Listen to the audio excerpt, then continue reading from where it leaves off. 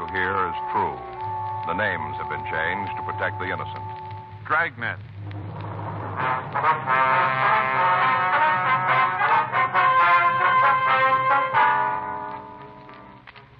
You're a detective sergeant.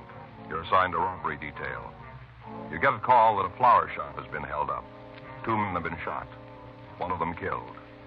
Your job? Check it out.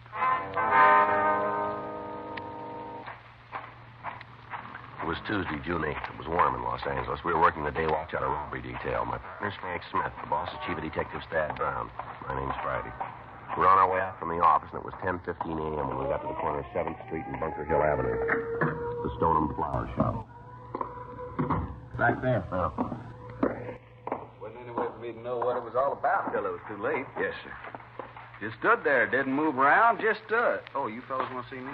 Police officers. This is Frank Smith. My name is Friday. Central? That's right. Roberts, 1 of 16. You answer the call? Yeah. I'm the fellow that shot the crook, you know. Yes, sir. Did you get a description? Yeah, it's out. Metro's sending a couple of cars to help us look for the suspect. Very good. Anything else I can do for you? No, not right now. Okay, I'll get on outside then. Right, thank you. You'll take care of the report then, won't you? Yeah. Okay, we'll check with you. Good. Nice fella. Yes, sir. Could have used him back to home. Sir? Good man like that. Could have used him. What do you mean? Ran a detective agency back home. Had a couple of men sleuthing around. He made a good one. Mm-hmm. Would you tell us what happened here? Ain't nobody done that yet? No, sir. We just got a hotshot call that there'd been a robbery and shooting. We came right out from the office. You heard about it? No, sir. Well, don't you worry. I'll fill you both in and give you the whole story. All right, sir, if you would. Abner Stossett. What's that, sir? Full name's Abner Davis Stossett. After Jeff. Who? Jefferson Davis, the president. Oh. Don't usually use the middle name. People out here don't seem to understand 3, just the front and back. Abner Stossett. Yes, sir. All right. Now, if you tell us what happened. They shot Danville. That's the victim. Yep, shot him right here, just above the spleen. Here. Mm-hmm. How'd it happen? It looked like 38 automatic. Well, yes, sir, but what led up to the shooting? 2 fellas, they tried to rob it. Mm-hmm. Tried it with the wrong 2 men, tell you that. Mm-hmm. Out loud. Sir? Tell you that out loud. Oh, I see. Do you want to go on? Well, same thing every morning. Yes, sir. We make up the deposit slip, take the money to the bank. You're the one who does it right and don't have to do the walking. This time, Danville Road, I was going to make the trip. Yes, sir. I was about to leave. These 2 young guys come in the place. First off, I figured they want to buy some flowers, something like that. Yes, sir. Danville was going to take care of them.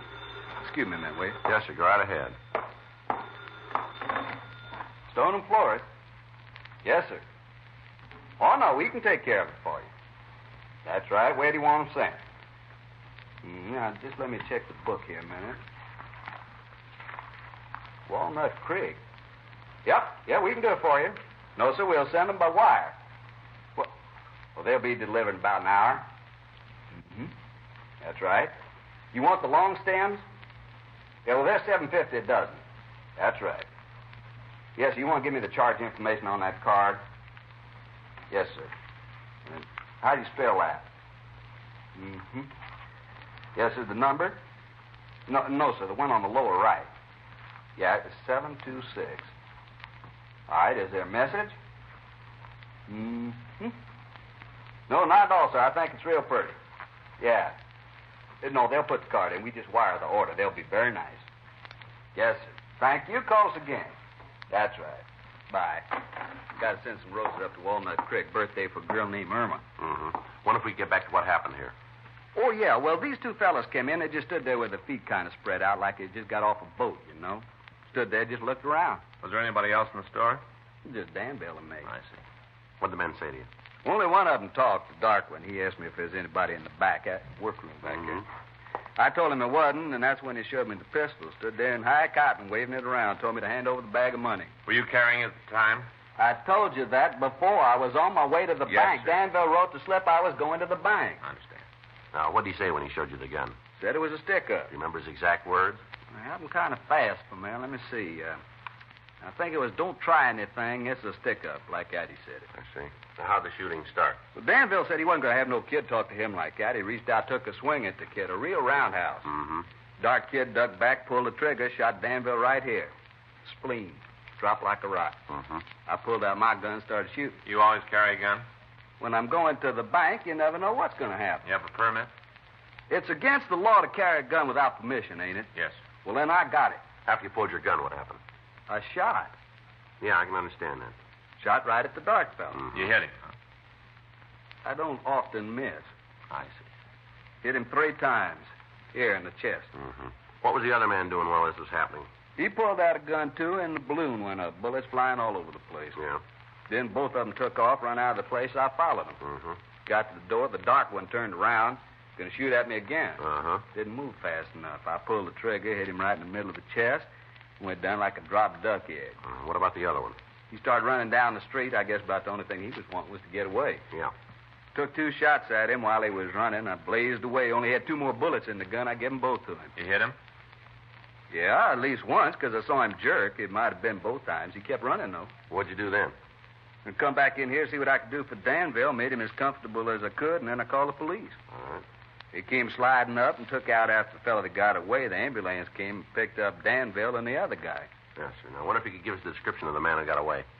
Yeah, yes. I'll call Georgia Street and check on the other suspect. That Right. ain't going to do no good. What? You don't have to inquire about him. He's dead.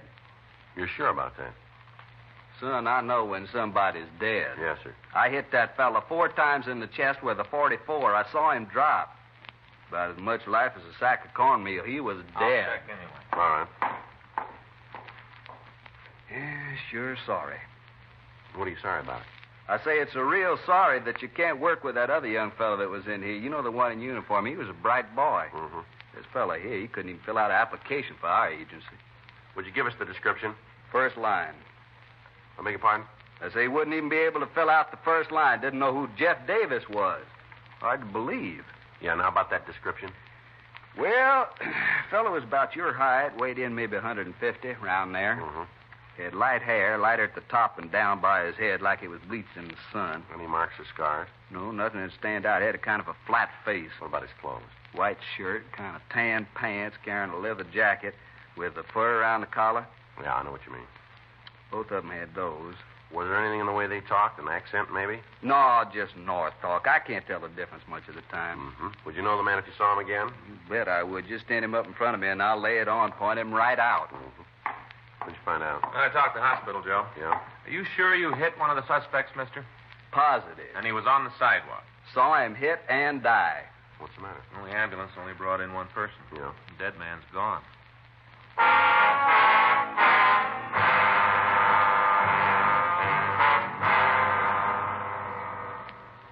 We put in a call to the hospital and made arrangements to talk to the ambulance crew. They told us that they'd only picked up 1 person at the scene. They went on to say that there wasn't another injured party on the premises anywhere. A check with the officer who answered the original call brought out the information that there hadn't been anybody on the sidewalk when the radio car had gotten there. Frank put out a local broadcast to all cars in the area, and I went back to talk to Abner Stossett.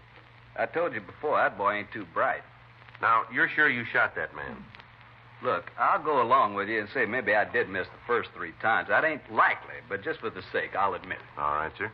But I know I hit him outside. I was closer to him than I am to you. Ain't nobody could miss that close. All right. Come on outside. Take a look at the sidewalk. You tell me if it's my imagination. All right, fine. They got it out, Joe. All the cars in the area are looking for All him. right, fine. One thing I'm always proud of is the way I can shoot.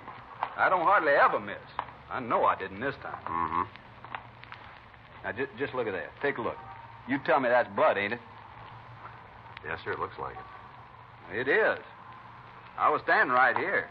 Right here.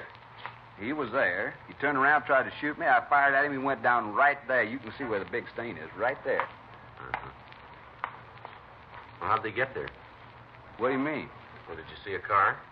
Yeah, I told the other cops about it. That's it right there. Drove up in it and got out. Did you see him get out of the car? Yeah, I was just leaving the store, and I saw him right after they come in the store. All right, you want to check the car? Yeah.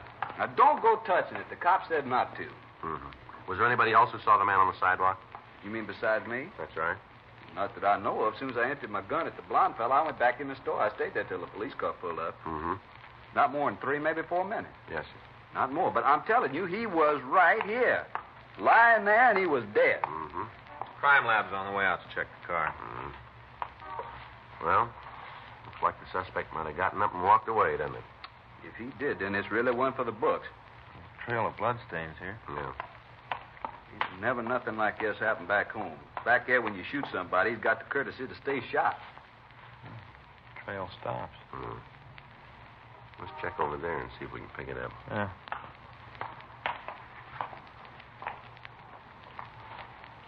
How about it? Nothing. It just stops, that's all.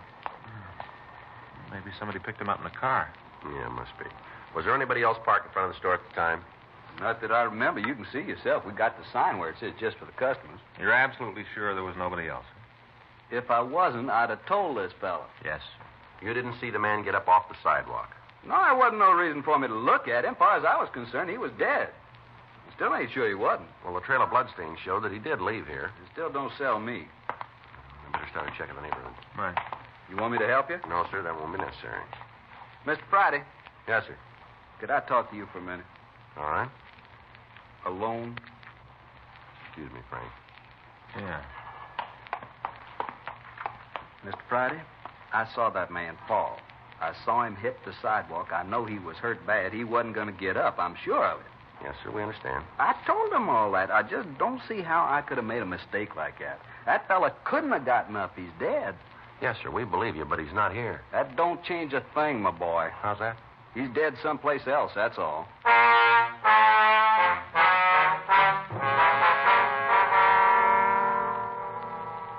An immediate search was started of all buildings in the area. If the suspect had walked away from the scene, the amount of blood on the sidewalk indicated he couldn't have gotten far without help. While Frank and I talked to the shopkeepers in the vicinity, a check was made of the car that the thieves had used. It was found to be stolen, and arrangements were made to talk to the owner. Members of the crime lab crew came out and checked the vehicle. They were unable to turn up anything we could use in identifying the holdup men. 11:28 a.m. Frank and I talked to the owner of a small tobacco shop. Saw the whole thing. Well, where were you during the shooting, Mr. Collard? Right out in front. I looked down the street, and there it was, just like it was a cinemascope. Now, sir, did you see the actual shooting? Well, not the first. No, I was in here, behind the counter, fixing up a new bunch of pipes we just got in, putting them up on the board. All of a sudden, I heard this noise. First up, I thought it might be a backfire. Then I knew. Yes, sir. It wasn't. It was shots. So I went outside to see what was going on. Mm-hmm. Next thing I see, these three guys come out on the sidewalk, right in front of the flower shop, three of them. Mm-hmm. Abner and a couple more. One of them black-haired, the other was kind of blonde. Yeah. One of them tried to get Abner. Other one took off in this direction. I see Abner raise that gun of his and pointed at me, and I ducked inside. Did one of the men go by here? Yes, Abner shot at him a couple of times. Must have hit him, because I could see he was hurt when he run past. Did you see where he went? No, I told you, when those shots started to go by, I didn't want to wait around to see if one of them was monogrammed for me. I left. All right. Can you tell us what direction the man took? Not after he went by the door. Must have gone around the corner. Well, why did you say that? Oh, because when I went back out, I couldn't see him. If he'd gone up the street, I'd have been able to. Now, did you see the man out in front of the store? You mean Abner? No, sir, the one he was shooting at. The suspect. Yeah, I got a pretty good look at him. Where was he? He was just lying there. He wasn't moving around much. Did you see him get up? No. What's all this about the other guy for? Well, what do you mean? The one Abner killed. Why all the questions about him? Well, sir, he's gone. You mean he got away? Yes, sir, it looks that way. Well, I don't see how that could be. I went right by him, a couple of feet away. There wasn't no life in him then. Nothing. He left there, and somebody had to carry him. Yes, sir, that's the way it looks.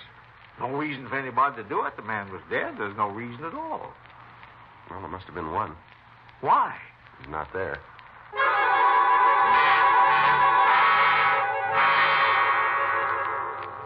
Frank and I checked out the rest of the neighborhood, but we failed to turn up any information. None of the shopkeepers in the vicinity had seen where the blonde hold-up man had gone. All of them who had seen the man on the sidewalk were willing to testify that he was dead.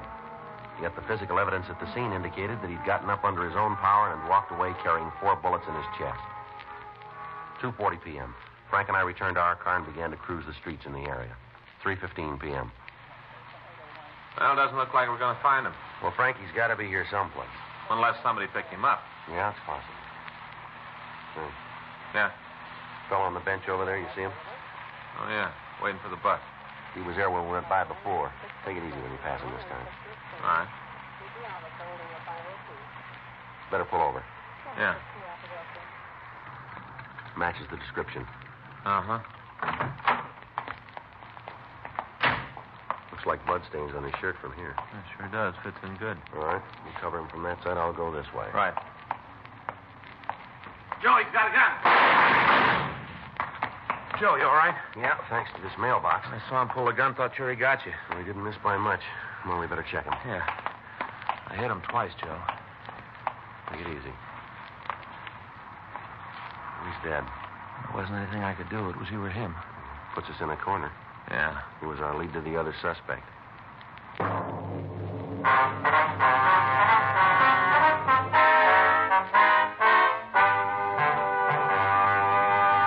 You are listening to Dragnet, the authentic story of your police force in action.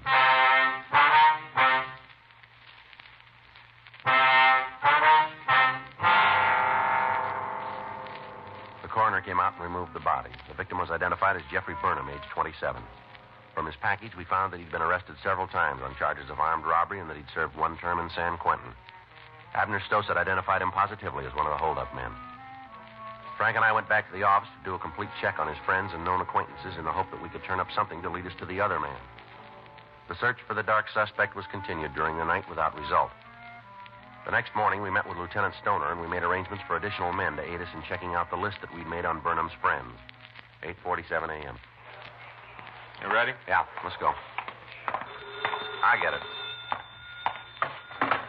Robbery Friday. Yes, sir. Right away. Yes, sir. Bye. The victim, Abner Stossett. Yeah. Says he came across something this morning. What was it? Should tell us who the missing man is.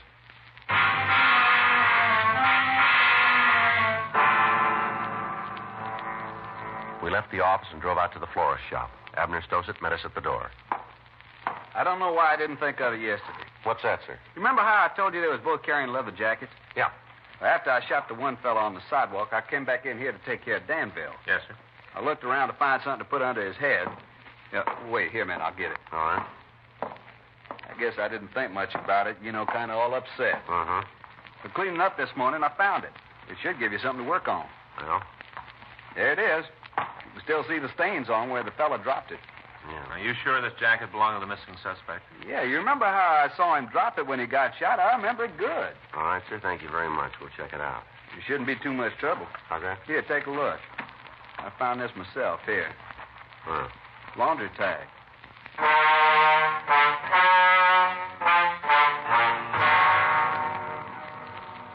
We took the jacket over to the crime lab. Lieutenant Lee Jones started to check through his records for the name of the cleaner that had serviced the garment. Frank and I went back to the office and talked with Officers O'Donnell and Gerber. They told us that the list of the suspect's friends had been checked without result. The search for the missing man had been called off, and the additional units had returned to Metro Division.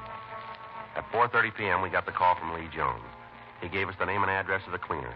Frank and I left the office and drove over to his shop. Yes, sir. Something I can do for you? Police officers. This is Frank Smith. My name's Friday. Oh, How do you do, sir? hope there isn't anything wrong. No, sir. We just like some information.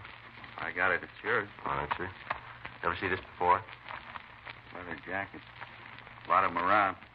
How about this tag here? It's one of yours, isn't it? Let's see. Yeah, it's our mark. Can you tell us who brought this jacket in to be cleaned? It'd be hard to say. Well, the way we got it belongs to a fellow about 25, dark hair, about 150 pounds. We do a good-sized business. Hard to remember all the people who come in. That's right, sir, but do you have that many leather jackets? No. Wait a minute. Let me think a minute. Might be outside, but it could be. What's that? Halleck. Norman Halleck. He looks like how you said. I've done some work for him and his family. It might be him. Can you tell us where we can find him? I got his address in the book. I can look it up for him. If you would, please. Might be. I hear he's been in trouble with the cops before. Would you know what for? No, it's just neighborhood gossip. Not anything I'd want to put my name on. Uh-huh. Here it is. Norman Halleck. Hallik. 10267 Sacramento Street. All right, sir. Thank you very much. Why don't you tell me what he's done? I think it'd be better if we talked to him about that. Sure, it's his business anyway. Yeah. That's the trouble with people nowadays. They're all the time pushing in on somebody else. Uh-huh. Telling things they aren't sure about, giving people bad names for nothing. Well, there's one small difference here. Huh? This fellow made his own name.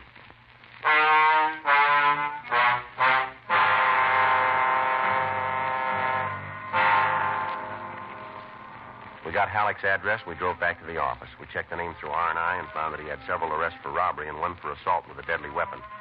We pulled his mugshot and drove out to see the victim, Abner Stossett. No, that ain't him. No. No. Wait a minute. Here he is. You sure, are you? Yeah, I think so. Let me see that again. Go ahead. Eyes are the same. Hair's a little shorter. No, it doesn't make any difference. Sir? That's the man.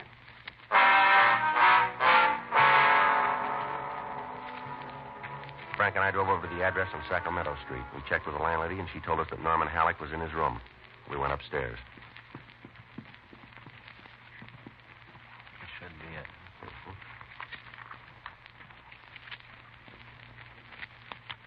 All set? Yeah.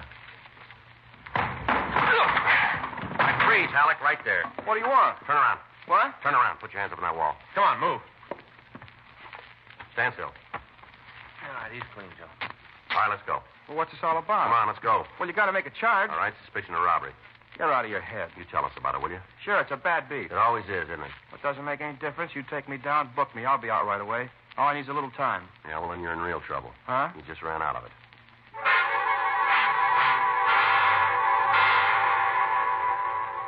We searched the suspect's room, but we failed to find anything to further tie him in with a robbery shooting. He was taken to the city hall where Frank and I talked to him in the interrogation room.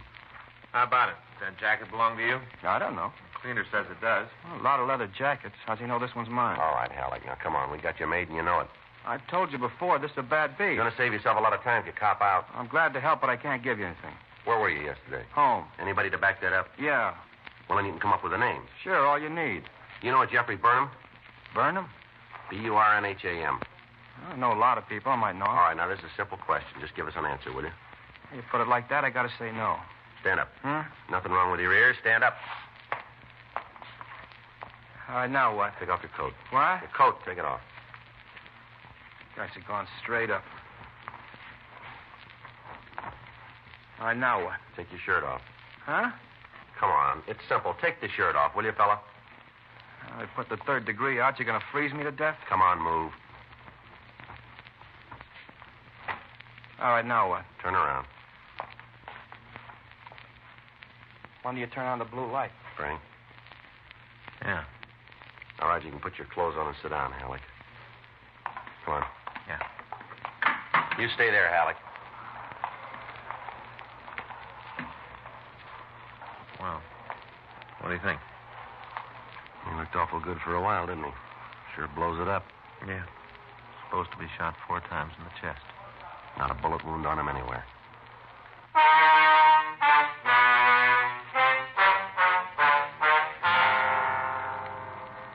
A special show-up was arranged, and the suspect was shown to the victim. On seeing Halleck in person, he was unable to give us a positive identification. The suspect was detained at the main jail while we checked out his alibi for the day of the robbery. It held. Several people swore that he was 2 miles from the scene when the shooting took place. We questioned him about the leather jacket. He was unable to come up with an explanation as to how it could have gotten to the scene. We checked out all of the people in the building where he lived, all of his friends and associates, and on June 11th, he was released from custody. 10:16 a.m. Frank and I got back to the office from the main jail. Well, I guess better check with the skipper, huh? Yeah? You got a good excuse? Yeah, we'll just tell him the way it happened. He has to go along with it. It's the truth. Well, Joe, it isn't logical that a man could walk around with 4 bullets in his chest and we can't find him. Well, then you tell me what we're looking for. Well, you think Halleck gave us all he had? I don't know. At least we know he's clean. Yeah. Well, where do we go from here? We'll go tell the skipper. All right. Just put it in the books and keep working on it. We got one thing with it. Huh? That guy's around someplace. Sooner or later, somebody's going to have too much to drink, maybe get in a fight with their girlfriend, trust somebody too much, but they're going to say something. When they do, we'll hear about it. And we'll get to him. Yeah. Just a matter of time. Mm-hmm. One thing, we got more than he has.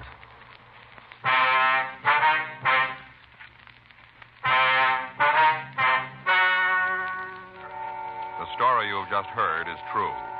The names were changed to protect the innocent. On June 11th, a meeting was held in the captain's office, Robbery Division, Los Angeles Police Department.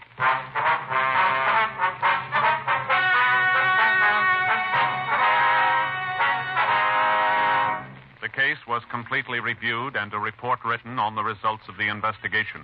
As of this date, that investigation is continuing. Dragnet. The story of your police force in action is a presentation of the United States Armed Forces Radio Service.